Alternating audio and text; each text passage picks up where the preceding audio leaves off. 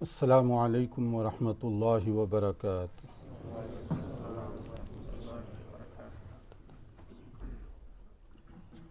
اللہ اکبر اللہ اکبر اللہ اکبر اللہ اکبر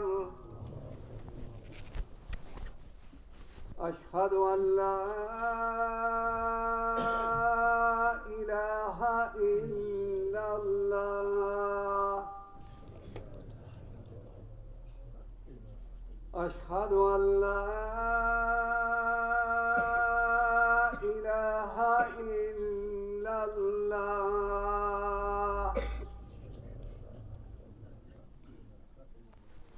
اشہد ان محمد رسول اللہ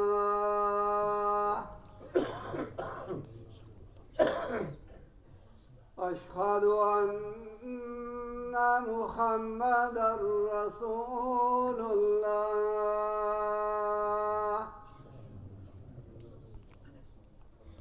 حی علی الصلاة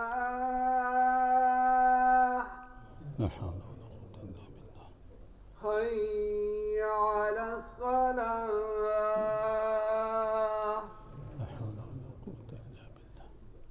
حي على الفلاح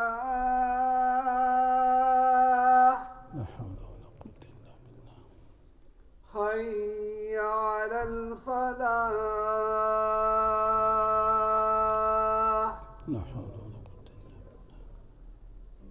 اللہ اکبر اللہ اکبر لا الہ الا اللہ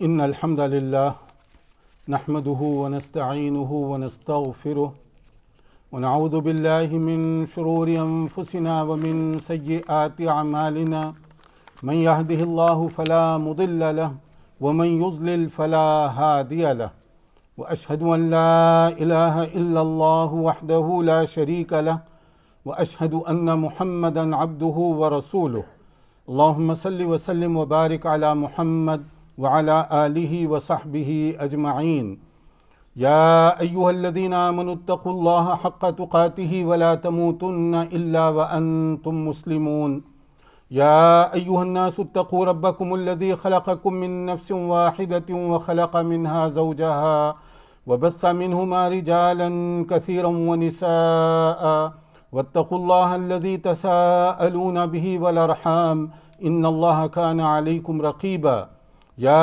ایہا الذین آمنوا اتقوا اللہ وقولوا قولا سدیدا یصلح لکم اعمالکم ویغفر لکم ذنوبکم ومن یطع اللہ ورسولہ فقد فاز فوزا عظیما اما بعد فإن خیر الحدیث کتاب اللہ وخیر الہدی ہدی محمد صلی اللہ علیہ وسلم وشر الامور محدثاتها وکل محدثۃ بدعہ وکل بدعۃ ضلالہ وکل ضلالۃ فی النار۔ حضرات، ہم ربیع الاول کے مہینے میں داخل ہو چکے ہیں۔ ربیع الاول کا مہینہ کئی اعتبار سے اپنی جگہ اہمیت رکھتا ہے۔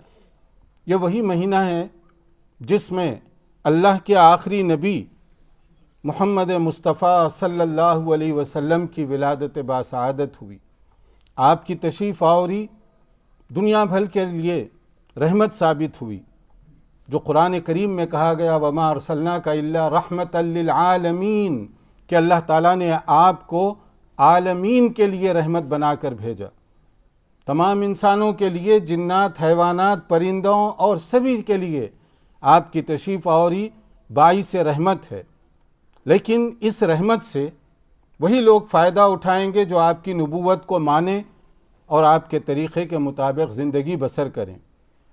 آپ نے اس کا اعلان فرمایا، جیسے سورہ اعراف میں کہا گیا قُلْ يَا أَيُّهَا النَّاسُ إِنِّي رَسُولُ اللَّهِ إِلَيْكُمْ جَمِيعًا، کہ آپ اعلان فرما دیجئے کہ میں تم سب کے لیے رسول بنا کر بھیجا گیا ہوں۔ کیا عرب کے رہنے والے، کیا افریقہ کے رہنے والے، انگلستان، یورپ کے رہنے والے یا ایشیا کے، سب کے لیے رسول اللہ صلی اللہ علیہ وسلم اللہ کے آخری نبی بنا کر بھیجے گئے ہیں۔ اور آپ کی جو تشریف آوری ہوئی ان دنوں میں کیا حالات تھے دنیا کے اور بعد میں کیا تبدیلی آئی، یہ دونوں چیزوں کو سامنے رکھنا ضروری ہے تاکہ بات سمجھ میں آ سکے۔ جب رسول اکرم صلی اللہ علیہ وسلم تشریف لائے اس وقت دنیا بھر کے اندر شرک، لڑائی جھگڑا، قتل و غارت گری، اخلاقی برائیاں بہت زیادہ عام تھیں۔ خود مکہ مکرمہ کی آپ مثال لے لیجئے، مکہ مکرمہ میں 360 بتوں کی پوجا کی جاتی تھی، یہ ان کا عقیدہ تھا، اور پھر آپس میں لڑائیاں برسا برس چلی رہتی تھیں، معمولی باتوں پر انسان کا مرڈر کیا جاتا، قتل و غارت گری عام تھی، شراب پانی کی طرح، چائے کی طرح سے وہ پیا کرتے تھے۔ اسی طرح سے جو اخلاقی برائیاں تھیں، زنا، بدکاری وغیرہ، یہ سب چیزیں بہت عام تھیں۔ یہ صرف عرب کا نہیں بلکہ دنیا بھر کا یہ حال تھا۔ لیکن رسول اکرم صلی اللہ علیہ وسلم کی جو تشریف آوری ہے وہ ساری دنیا کے لیے نور ثابت ہوئی، روشنی ثابت ہوئی، اجالا ثابت ہوئی، اس لیے کہ آپ کی آمد اور آپ کی تعلیمات کی برکت سے دنیا کے اندر مختلف قسم کی جو تاریکیاں تھیں، چاہے اس کا تعلق عقیدے اور ایمان سے ہو یا عبادات سے یا معاملات یا اخلاقیات، وہ سب میں وہ نورانی تعلیمات کا اثر آپ دیکھ سکتے ہیں، اس کی برکت آپ دیکھ سکتے ہیں کہ 360 بتوں کی پوجا جو مکے میں کی جاتی تھی، آپ نے اپنی دعوت کا آغاز کہاں سے کیا؟ اسٹارٹنگ پوائنٹ، یا قوم اعبدوا اللہ ما لکم من الہ غیرہ، کہ تم ایک اللہ کو چھوڑ کر اپنی پیشانی کسی اور کے آگے مت جھکاؤ۔ گویا انسان کو عظمت کا سبق آپ نے سکھایا کہ انسان اتنا معزز، آنریبل ہے کہ وہ صرف ایک اللہ جو وحدہ لا شریک ہے، اس کے علاوہ کسی اور کے آگے اس کی پیشانی نہیں جھک سکتی۔ کوئی بھی دربار ہو، کوئی بھی درگاہ ہو، کوئی بھی خانقاہ ہو، کوئی بھی قبر ہو، کسی کے آگے انسان کی پیشانی نہیں جھکائی جا سکتی۔ وہ صرف رب العالمین کے آگے وہ انسان اپنی پیشانی کو جھکائے گا۔ وہی حاجت روا، وہی مشکل کشا، وہی امیر نواز، وہی غریب نواز، وہی داتا دربار، اس کے علاوہ کوئی اور داتا دربار نہیں، اس کے علاوہ کوئی اور امیر نواز ہے، نہ کوئی غریب نواز ہے، اس کے علاوہ کوئی اور نہ گنج بخش ہے نہ غریب نواز ہے، سبھی کا دربار، اسی کا دربار، وہ سبھی کا دربار ہے، کیونکہ وہ رب العالمین ہے، وہ خالق ہے، وہ ساری دنیا کو پیدا کرنے والا ہے۔ تو نبی کریم صلی اللہ علیہ وسلم کی تعلیمات کا فوری اور پہلا اثر ایمان اور عقیدے کی پاکی اور صفائی، یہ بنیاد ہے، یہ فاؤنڈیشن ہے، اور اس کے بعد عبادات، زندگی گزارنے کا طور طریقہ۔ جو ایک دوسرے کا قتل کیا کرتے تھے وہ ایک دوسرے کے رکھوالے بن گئے، وہ ایک دوسرے کی حفاظت کرنے والے بن گئے، وہ معمولی باتوں پر خون خرابہ کر دیا کرتے تھے، وہ ایک دوسرے پر اپنی جان نچھاور کرنے کے لیے تیار ہونے لگے۔ یہ نبی کریم صلی اللہ علیہ وسلم کی نورانی تعلیمات کا اثر تھا جو صحابہ کرام نے قبول کیا۔ صحابہ کرام کی جو عقیدت تھی وہ کیسی تھی؟ سورہ آل عمران کی آیت 31 میں جو بات کہی گئی، قُلْ إِن كُنْتُمْ تُحِبُّونَ اللَّهَ فَاتَّبِعُونِي يُحْبِبْكُمُ اللَّهُ وَيَغْفِرْ لَكُمْ ذُنُوبَكُمْ وَاللَّهُ غَفُورٌ رَحِيمٌ۔ اگر تمہیں محبت کا دعویٰ ہے، کس سے؟ اللہ رب العالمین سے، خالق سے، مالک سے، رازق سے، واقعی تم محبت کرنے کا دعویٰ کرتے ہو تو اس کا ثبوت چاہیے، ایویڈنس چاہیے، پروف چاہیے کہ واقعی تم اللہ سے محبت کرتے ہو۔ اور وہ ثبوت کیا ہے؟ رسول اللہ صلی اللہ علیہ وسلم کی اتباع۔ گویا رسول کی اتباع یہ ثبوت ہے کہ ہم اللہ کو بھی مانتے ہیں۔ اگر کوئی آدمی رسول اللہ صلی اللہ علیہ وسلم کی اتباع نہ کرے تو اس کا معنی ہے کہ وہ اللہ پر بھی ایمان نہیں رکھتا۔ تو اللہ پر ایمان کے لیے ضروری ہے کہ وہ نبی کو فالو کرے، اور نبی صلی اللہ علیہ وسلم کو فالو کرنے کا بینیفٹ کیا ہے؟ اللہ ہم سے محبت کرے گا، یہ اللہ کا وعدہ ہے۔ اور اللہ تمہارے گناہوں کو معاف کر دے گا، یہ اللہ کا وعدہ ہے، مگر شرط کیا ہے کہ نبی صلی اللہ علیہ وسلم کے فالوور بنیں، نبی صلی اللہ علیہ وسلم کی اتباع کریں۔ کیسے اتباع؟ سورہ حشر کی آیت 7 میں جو کہا گیا وَمَا آتَاكُمُ الرَّسُولُ فَخُذُوهُ وَمَا نَهَاكُمْ عَنْهُ فَانْتَهُوا، جو کچھ رسول دیں واٹ ایور اس کو قبول کرو ایز اٹ از، بغیر کسی ہیزیٹیشن کے، بغیر کسی ریزرویشن کے، اور جس چیز سے منع کر دیں، چاہے وہ کوئی بھی چیز ہو، تجارت ہو، کاروبار ہو، اپنا کسٹم ہو، کلچر ہو، کوئی بھی چیز ہو، جس چیز سے رسول اللہ صلی اللہ علیہ وسلم منع فرما دیں اس سے رک جاؤ، اٹ ونس اس کو گیو اپ کر دو، یہ ایمان کی نشانی ہے۔ اسی لیے نبی صلی اللہ علیہ وسلم نے فرمایا لا یؤمن احدکم حتی اکون احب الیہ من والدہ وولدہ والناس اجمعین، اس وقت تک کوئی شخص مسلمان ہو ہی نہیں سکتا جب تک کہ وہ مجھ سے یعنی نبی صلی اللہ علیہ وسلم سے محبت کرنے والا نہ بن جائے۔ اور محبت بھی کتنی؟ ماں باپ سے زیادہ، اولاد سے زیادہ، دنیا کے تقاضوں سے زیادہ ہونی چاہیے نبی صلی اللہ علیہ وسلم کی محبت۔ پوری دنیا کی محبتیں ایک طرف، رسول اللہ صلی اللہ علیہ وسلم کی محبت اگر دوسری طرف رکھ دی جائے تو مومن وہ ہے جو نبی کی محبت سب کو سے پرائرٹی نمبر 1 پر رکھے گا۔ یہ ایمان کی علامت ہے جو صحابہ کرام نے دی، اور نبی صلی اللہ علیہ وسلم کو اللہ نے نمونہ، ماڈل، اسوہ، ایگزامپل بنا کر بھیجا تاکہ ہم عبادت کریں تو اپنی مرضی سے نہیں، نبی کے طریقے سے کریں، زندگی گزاریں تو اپنے کلچر اور کسٹم کی بنیاد پر نہیں، نبی کے طریقے کے مطابق کریں۔ جیسے سورہ احزاب میں کہا گیا لَقَدْ كَانَ لَكُمْ فِي رَسُولِ اللَّهِ أُسْوَةٌ حَسَنَةٌ لِمَنْ كَانَ يَرْجُو اللَّهَ وَالْيَوْمَ الْآخِرَ وَذَكَرَ اللَّهَ كَثِيرًا۔ نبی صلی اللہ علیہ وسلم ایگزامپل ہیں تمہارے لیے، ماڈل ہیں، نمونہ ہیں۔ آپ کرکٹر کو نمونہ بناتے ہیں، فٹ بالر کو نمونہ بناتے ہیں، پولیٹیشین، سیاستدان ان کو نمونہ اپنا بناتے ہیں۔ اللہ نے فرمایا نبی کو نمونہ بناؤ، نبی کو اسوہ بناؤ، نبی کو اپنے لیے اسوہ بناؤ۔ کن چیزوں میں؟ عقیدے میں، عبادات میں، معاملات میں، اخلاقیات میں، تمام چیزوں میں نبی صلی اللہ علیہ وسلم کو نمونہ بنانے کا ہمیں اللہ تعالیٰ نے حکم دیا ہے۔ اور صحابہ کرام کی جو کامیابی تھی وہ اسی پوائنٹ پر تھی کہ انہوں نے نبی کو اپنے لیے نمونہ بنایا، ماڈل بنایا، ایگزامپل بنایا، اور اسی کے مطابق وہ زندگی گزارنے والے تھے۔ اس کے لیے وہ دیکھا کرتے تھے کوئی بھی کام کرنے سے پہلے نبی کا طریقہ کیا ہے، نبی کی سنت کیا ہے، نبی کا فرمان کیا ہے اس سلسلے میں۔ یہ ان کا ایٹیٹیوڈ ہوا کرتا تھا، یہ ان کی کامیابی کا راز تھا۔ اسی لیے صحابہ کرام ایک دوسرے کو کیا کہتے تھے؟ عبداللہ ابن مسعود رضی اللہ عنہ جو بہت بڑے مشہور صحابی ہیں، وہ کہا کرتے تھے اتبعوا ولا تبتدعوا فقد کفیتم، تم نبی کے فالوور بنو، اپنی طرف سے چیزوں کو انوویشن یعنی بدعات اور خرافات اپنی طرف سے مت بناؤ، نبی کا طریقہ مور دین انف ہے۔ اگر کوئی بدعت کر رہا ہے تو معلوم ہے کیا کرتا ہے وہ؟ بدعت کرنا اس لیے سیریس ہے کہ ایک بدعتی یہ کہتا ہے کہ اللہ کے نبی نے دین مکمل نہیں سنایا، ہمیں کچھ کمی کر دی تھی، کچھ خیانت کر دی تھی، ہم آ کر اس کو پورا کر رہے ہیں، نعوذ باللہ۔ اگر یہ بات ہے تو اس کا ایمان کہاں ہے؟ اسی لیے وہ بدعت شروع کرتا ہے نا کہ دین میں یہ بھی اچھا کام تھا جو نبی نے نہیں بتایا، تو گویا آپ زیادہ سمجھتے ہیں دین کو، یا ہمارے پیر زیادہ سمجھتے ہیں، یا ہمارے مرشد زیادہ سمجھتے ہیں، یا ہمارے مولوی دین کو زیادہ سمجھتے ہیں صحابہ کرام سے، حضرت ابو بکر، حضرت عمر یا حضرت عبداللہ ابن مسعود رضی اللہ عنہم، ان سے زیادہ یہ دین سمجھتے ہیں۔ اس میں یہ خرابی ہے بدعت میں، گویا کہ نبی صلی اللہ علیہ وسلم نے نعوذ باللہ کوئی خیانت کی اور دین مکمل ہمیں نہیں سنایا، سمجھایا نہیں، اس لیے ہمیں ایجاد کرنے کی ضرورت ہے۔ اور صحابہ کرام اس کو بڑا سیریس لیا کرتے تھے۔ عبداللہ ابن عمر رضی اللہ عنہما جو بڑے مشہور صحابی ہیں، وہ کہا کرتے تھے کل بدعت ضلالہ وان رآها الناس حسنہ، ہر بدعت گمراہی ہے، چاہے لوگ نیک نیتی سے کریں، اچھی سمجھیں، بری سمجھیں، ہے بری، کیونکہ بدعت کے لیے کوئی مقام نہیں رکھا گیا۔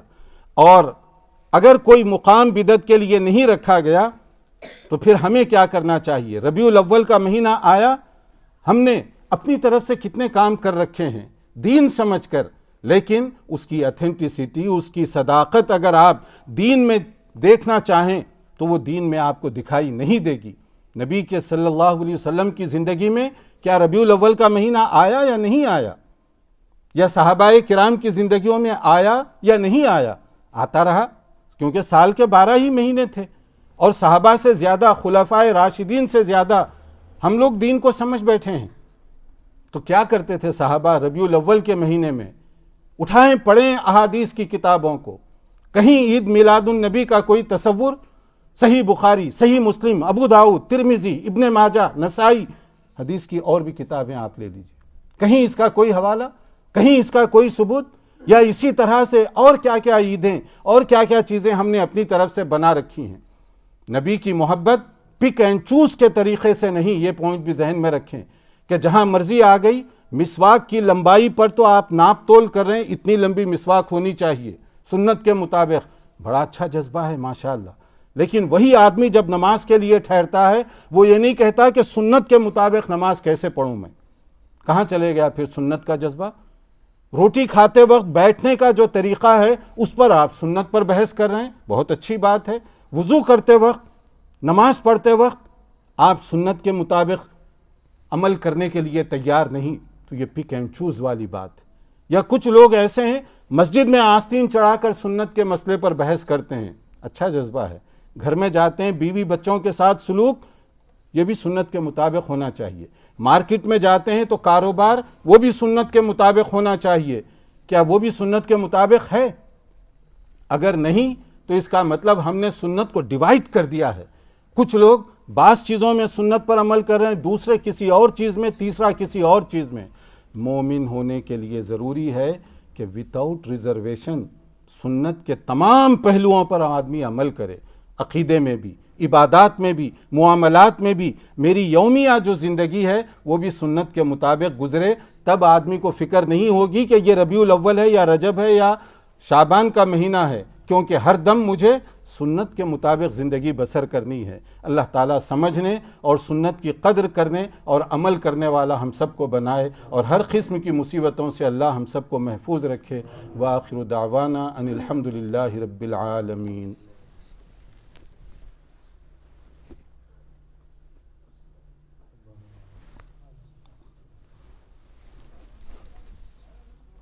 الحمدللہ رب العالمین والعاقبۃ للمتقین، وصلی اللہ وسلم علی نبینا محمد وعلی آلہ وصحبہ اجمعین ومن تبعہم بإحسان الی یوم الدین، اما بعد۔ Dear brothers and sisters, we are in the third month from Islamic calendar, Rabiul Awwal. This is very important month. This is the month in which our noble Prophet sallallahu alaihi wasallam born. And he became as a nur, as a light, to remove darkness of Jahiliyyah. At the time of the birth of Prophet sallallahu alaihi wasallam, people of Makkah Mukarramah alone were living in darkness. They were living in Jahiliyyah and ignorance. And in the city of Makkah alone, they used to worship more than 360 idols.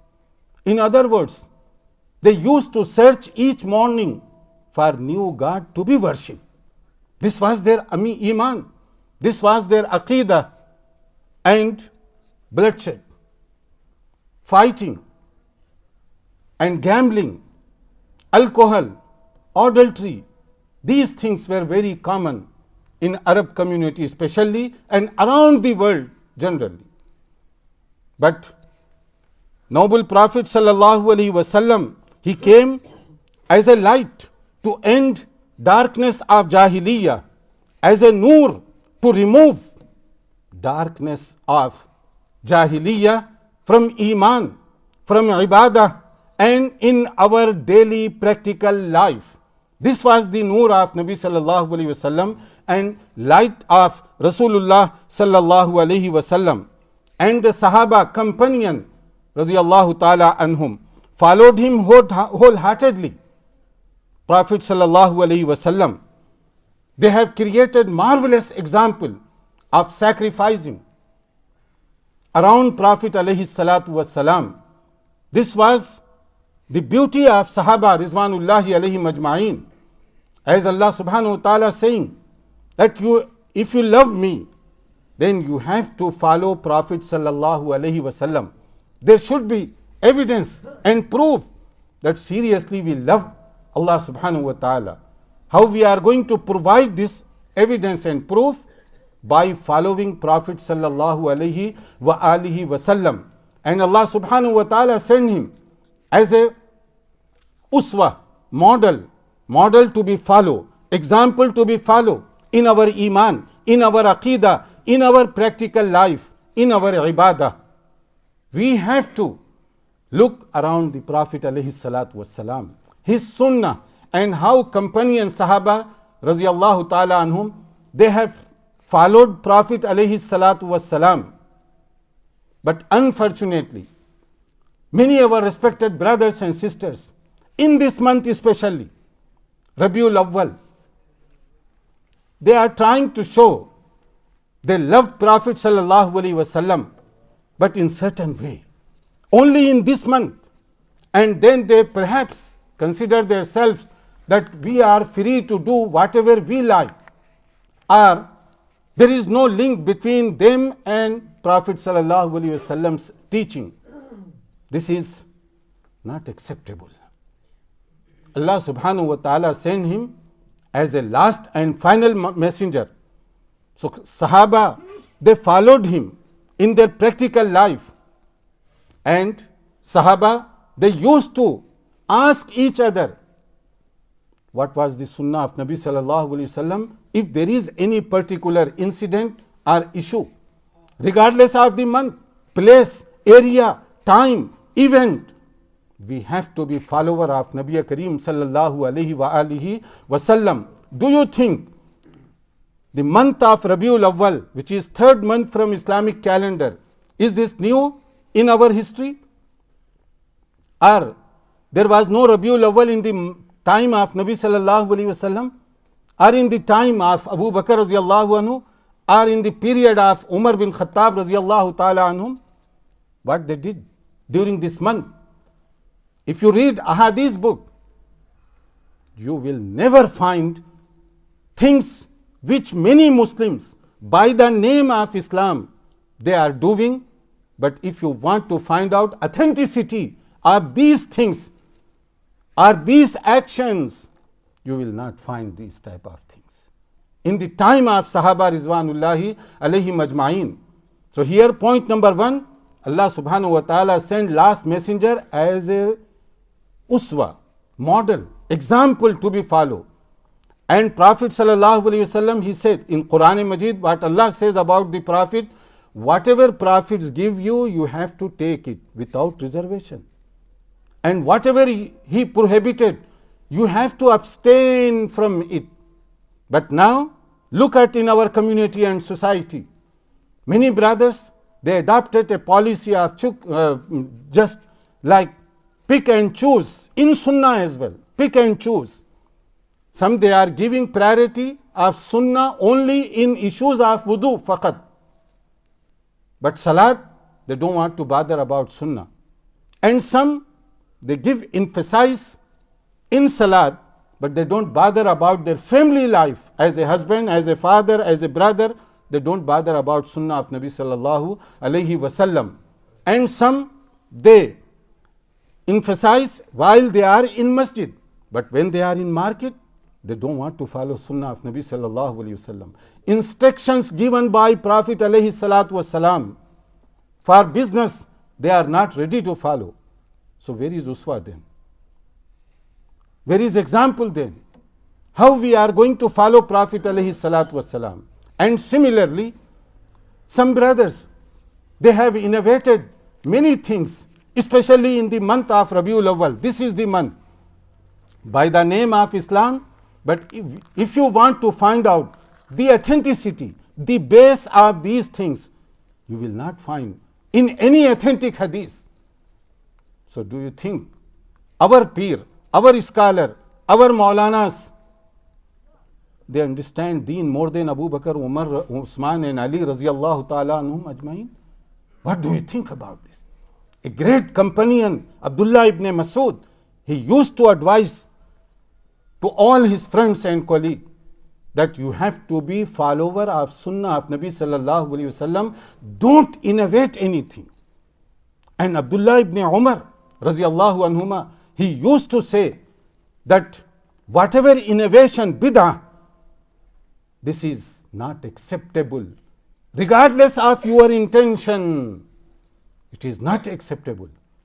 And Prophet alayhi salatu wasalam strongly said, he who innovated anything will be considered null and void. We don't get any reward because of that.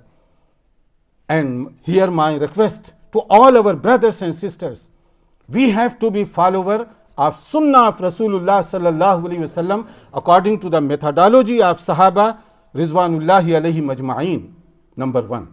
And number two, don't adopt policy of pick and choose in Sunnah of Nabi sallallahu alaihi wasallam.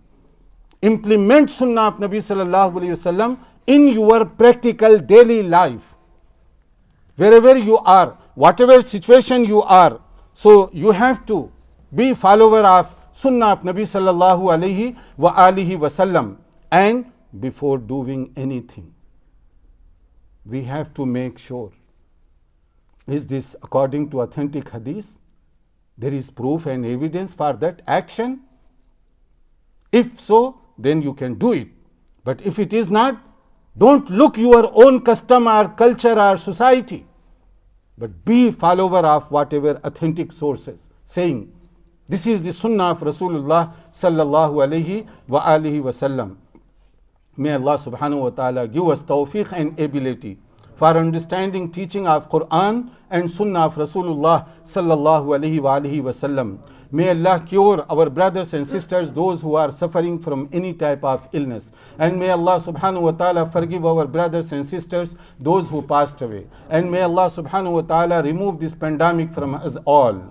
إن الله وملائكته يصلون على النبي يا أيها الذين آمنوا صلوا عليه وسلموا تسليما اللهم صل على محمد وعلى آل محمد كما صليت على إبراهيم وعلى آل إبراهيم إنك حميد مجيد اللهم بارك على محمد وعلى آل محمد كما باركت على إبراهيم وعلى آل إبراهيم إنك حميد مجيد اللهم أعز الإسلام والمسلمين اللهم انصر الإسلام والمسلمين اللهم إنا نسألك الهدى والتقى والعفاف والغنى اللهم إنا نسألك العفو والعافية في الدنيا والآخرة اللهم إنا نعوذ بك من جهد البلاء ودرك الشقاء وسوء القضاء وشماتة الأعداء اللهم ارفع عنا البلاء والوباء ربنا ظلمنا أنفسنا وإن لم تغفر لنا وترحمنا لنكونن من الخاسرين ربنا آتنا في الدنيا حسنة وفي الآخرة حسنة وقنا عذاب النار ربنا لا تزغ قلوبنا بعد إذ هديتنا وهب لنا من لدنك رحمة